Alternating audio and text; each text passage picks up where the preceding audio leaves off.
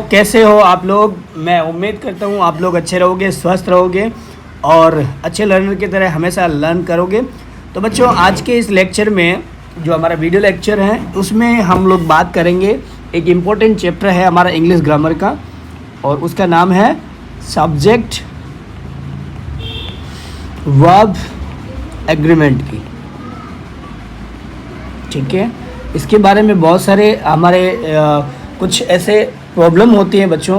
कई बार हम वर्ब का और सब्जेक्ट का इग्नोर कर देते हैं या फिर हमें मिसअंडरस्टैंडिंग हो जाती है। इग्नोर तो नहीं कर पाते बच्चे, लेकिन उन्हें क्या है कि मिसअंडरस्टैंडिंग हो जाती है और कई बार इसी वजह से ग्रामेटिकल मिस्टेक्स वो कर देते हैं। तो आज हम लोग इन्हीं के बारे में बात करेंगे, कुछ जनरल प्रिंसिपल्स याद रखेंगे। यहाँ पे मैं एक बात बताना चाहता हूँ, अगर हम लोग वर्ब एंड सब्जेक्ट के बारे में अगर हमें कन्फ्यूज़न हो बच्चों, तभी ही हमें ये प्रॉब्लम होती है।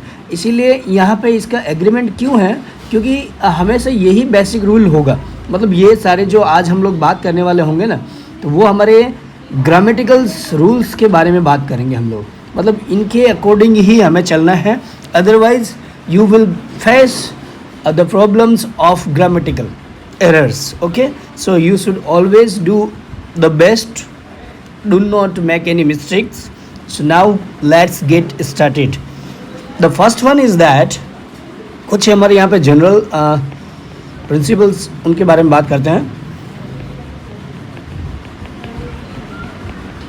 जनरल प्रिंसिपल नंबर 1, यहाँ पे देखो, a singular subject takes a singular verb. क्या हो गया? ऑलवेज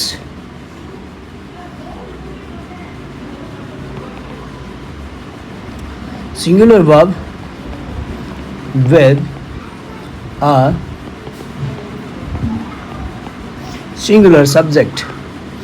अगर हमारे पास में सिंगुलर सब्जेक्ट है तो हम लोग क्या करेंगे? सिंगुलर वर्ब ही यूज करेंगे। ठीक है, एंड अगर हमारे पास में प्लूरल हो तो सर, तो बस बात उल्टा कर दो। ऑलवेज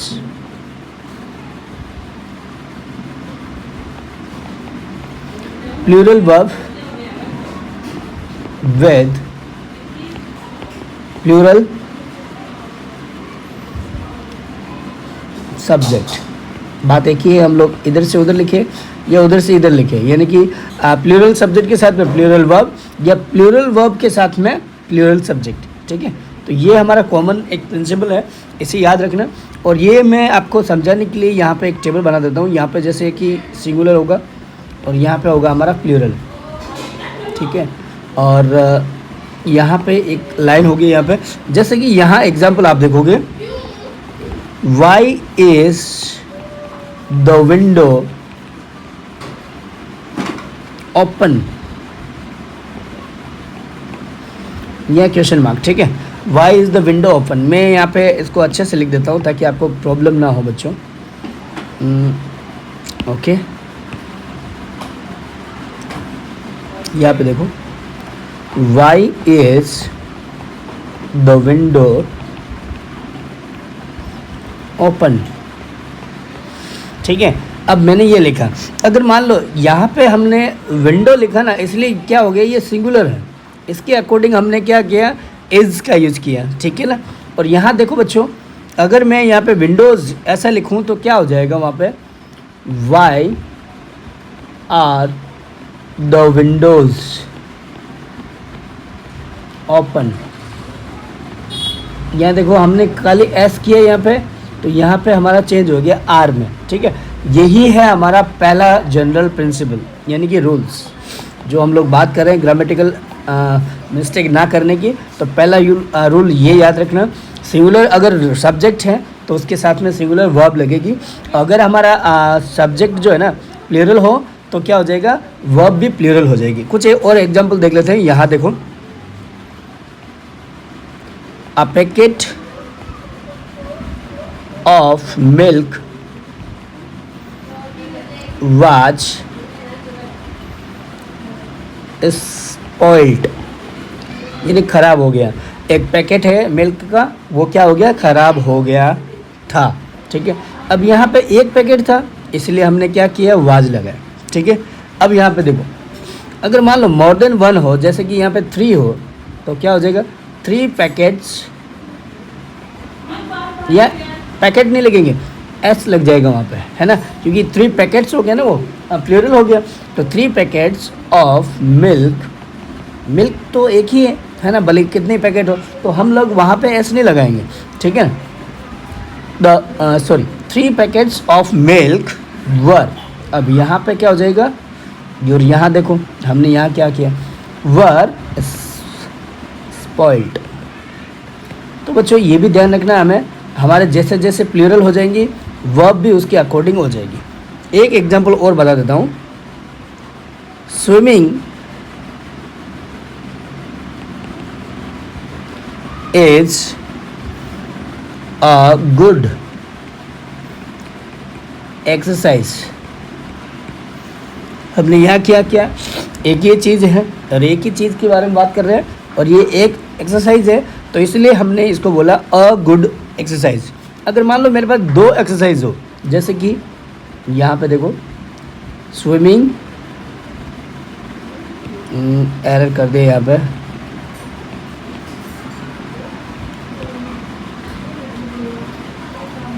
स्विमिंग एंड यहाँ पे मैंने जॉगिंग भी लगा दिया, चलो जॉगिंग 2 हो गई एक्सरसाइज। अब यहाँ पे क्या लगाएंगे हम, इज लगाएंगे नहीं, यहाँ लग जाएगा आर, और क्या हो जाएगा, good exercise.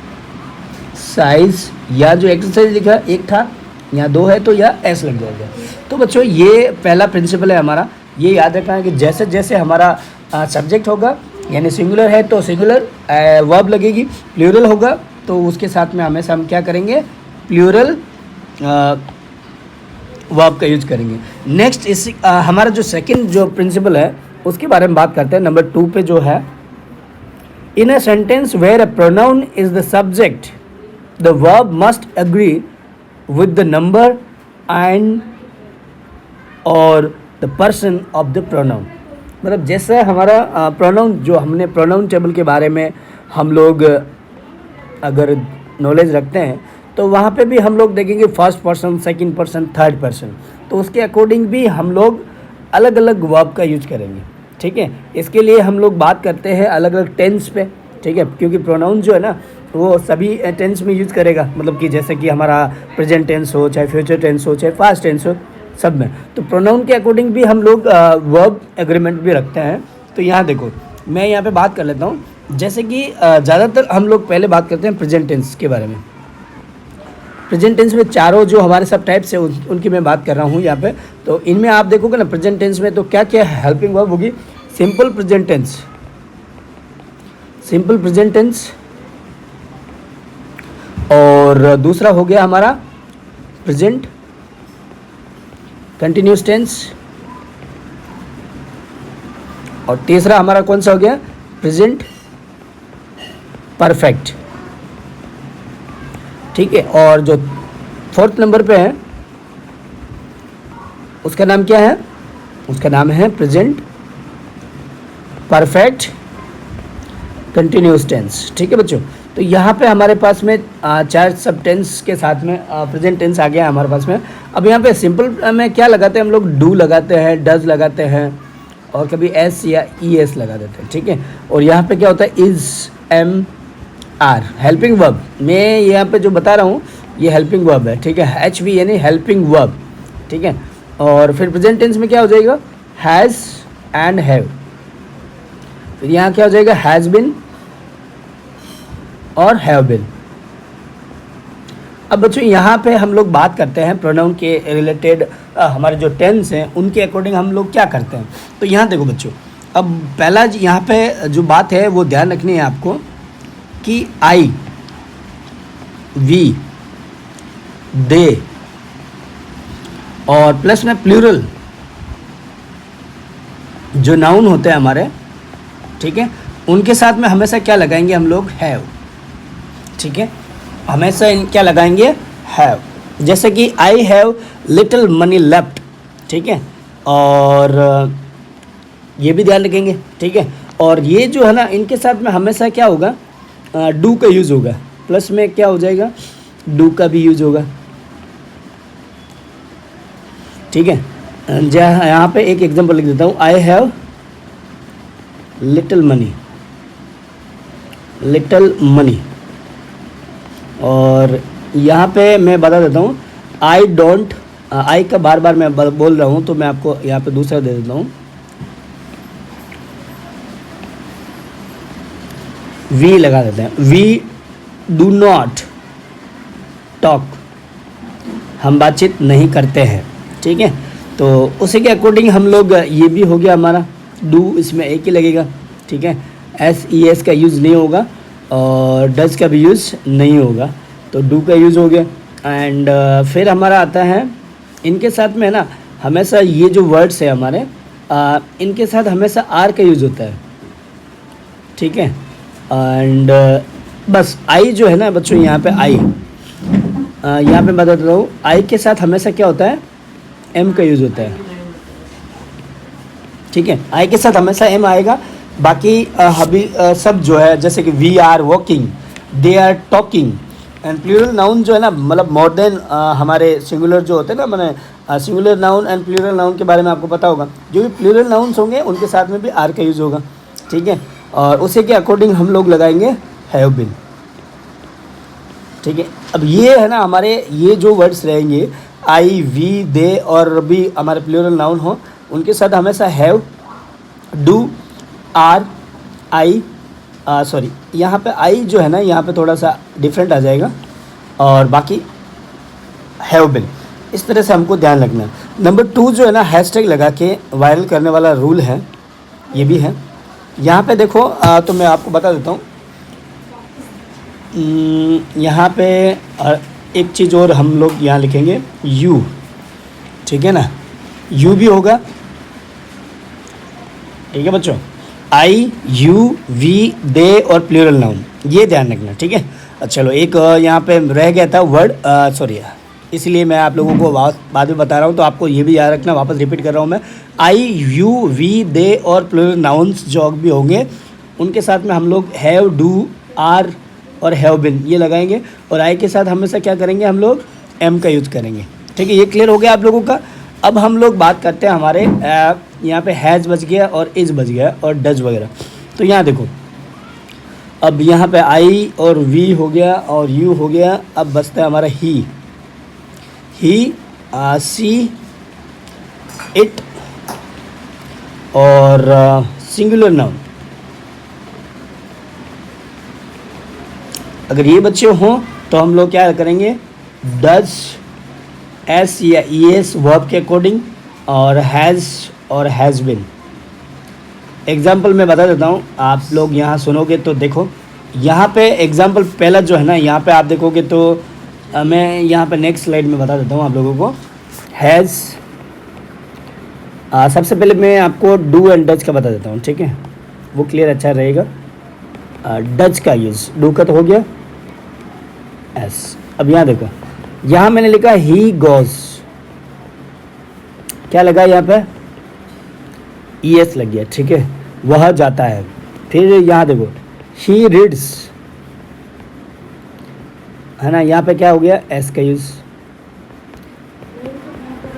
Does he right, अब यहाँ देखो, यहाँ पे अगर मैं ऐसा लिखूँ ही राइट्स, तब तो हम लोग क्या करेंगे, एस लगाएंगे। लेकिन जैसे ही अगर हम लोग हेल्पिंग वर्ब को सब्जेक्ट के रूप में, यानी कि इंटरोगेटिव सेंटेंस में हम यूज़ करेंगे, तब वहाँ पे एस हटा देंगे, ठीक है ना। तो वहाँ पे एस हटा देंगे, जैसे कि यहाँ पे हमारा लिखा हुआ है ही राइट्स, तो इसको अगर हमें इंटरोगेटिव सेंटेंस में, ट्रांसफॉर्मेशन ऑफ द सेंटेंसेस में, आप लोगों को ये मैंने ज़रूर बात की है, आपको एक बार और बता देता हूँ। अगर हमारा ये एक है हमारा क्या, एक सिंपल सेंटेंस, इसको हमें इंटरोगेटिव सेंटेंस में डालना है, वो भी हेल्पिंग वर्ब की यूज़ से, तो हम लोग क्या कर देंगे, इसको हम लोग पहले लिख देंगे, ठीक है ना। जैसे डज ऐसा लगा के, फिर ही राइट, फिर यहाँ पे एस नहीं लगेगा, ठीक है ना। अगर बच्चे ऐसे लिखते हैं तो रॉन्ग हो जाएगा, तो आपको ध्यान रखना है, डज ही राइट, ये हमारा क्या हो जाएगा, राइट। ये भी ध्यान रखना बच्चों, जब हम डज लगाते हैं तब वर्ब के साथ में एस ई एस नहीं लगाते। यहाँ पे देखो, इस सेंटेंस में आपको डज नहीं दिख रहा है, तो हमने एस ई एस का जो रूल है वो फॉलो किया है, ठीक है। जैसे गो के साथ में ई एस आता है तो हमने ई एस लगा दिया। यहाँ देखो एस लगता है, ई एस नहीं लगता है, तो इसलिए यहाँ पर भी डज नहीं है, तो हमने ये भी किया। अगर मैंने इसको बना दिया मान लो डज के साथ में, तो अब कैसे बनूंगा मैं, डज ही गोज, ऐसा नहीं आएगा, ये राइट हो जाएगा, ठीक है ना, ये हमारा राइट हो गया। फिर इसी को अगर मैं बनाऊँ तो डज ही रीड, तो ये हमारा क्या हो जाएगा, राइट हो जाएगा। तो ये बच्चों कॉमन रूल है, ध्यान रखना आप लोगों को। ये प्रेजेंट टेंस से रिलेटेड आपको मैंने रूल बताया है, तो आपको ये स्पेशली ध्यान रखना। दूसरा जो मैं बात कर रहा हूँ वो है हमारा डच का हो गया और ये इनका हो गया।